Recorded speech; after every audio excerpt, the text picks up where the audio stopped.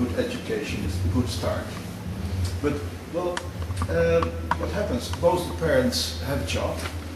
For instance, they go to work, and the children come home from school. There's nobody home. There's nobody home. So they have to do their things by themselves. They go up on the street and you don't know what they do. That's the first thing. The second thing is when children become about 13, 14, 15, it's called puberty. I don't know what it is. Puberty. Puberty. Yeah. And they don't mind what their parents tell them. They do everything. They do everything. This is what Yes, the parents say. yeah. They do. I'm 44 years old. But if my father, I'm talking and my father says keep quiet immediately, I would keep quiet immediately. My father said so because my father has said I must keep quiet. But in Nederland, your 65-year-old father can't even tell you, a 14-year-old man, to keep quiet. System supports The system Okay. we're discussing this issue and trying to relate the problem back to the roots of that problem itself so that we can look for solutions to it. Do you know a better system? And another point I'll be glad to come with There you is no, if you there know is no one. best system. Okay. Democracy is the best. Okay, please. Okay, you made your point, please. The point that I would like to make is like bringing up children, because at this point that's what we're talking about. What way to bring up children, is it correct and it's not correct? When you grow up in Africa, basically that happens.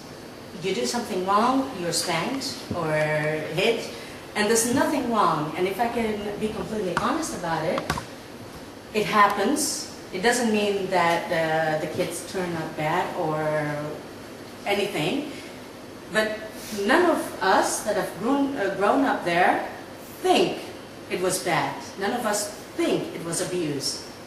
But you come and live in Europe, then it's put in your head that that was abuse.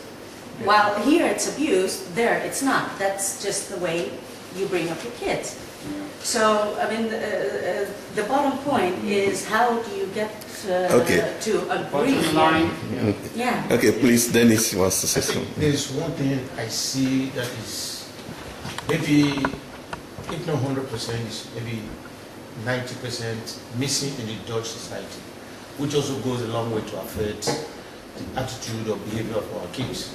That is the fact that we all live separately. Everyone for himself. True. And behind all of us. Individualism. So, if I see your child misbehaving in another street, I have no right to say, hey, you, the son of my friend, why are you doing that? Come on, go home. That makes child during party. Yeah, you cannot do it. Yeah. But it's a pity. I will go back to Africa, where I come from. If I know your child, and I see your child in Amsterdam is misbehaving, I have the right to correct that child. And I will tell that child, you stay with me.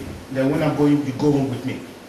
Or I go home and I'll tell your parents. I think that would So Hillary Clinton was talking. Yeah. He said a child is born by everybody. Yeah. So your children should be my children.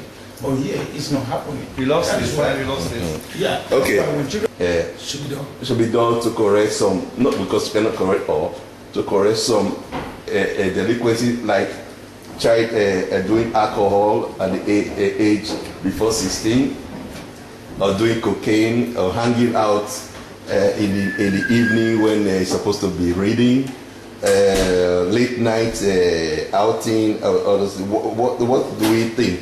And do you think the government should still put a mosquito somewhere to drive them away?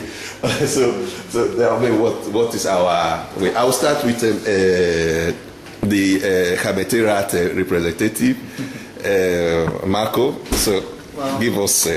I'm not advocate for the mosquito thing. No, I think it's a very negative approach on to children. Why don't you just talk with the children? Talk with them. Some people think, well, boys and girls are hanging around on the street corner, and they think it's very threatening. But I was never frightened by it. Never. I always approach the boys and girls and talk to them, and they appreciate this when you just talk to them and try it in. And the thing is, it's a kind of a career. Some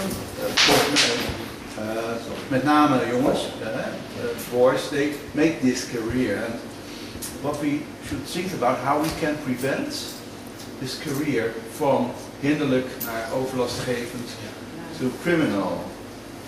And that is what we have to think about, how we can intervene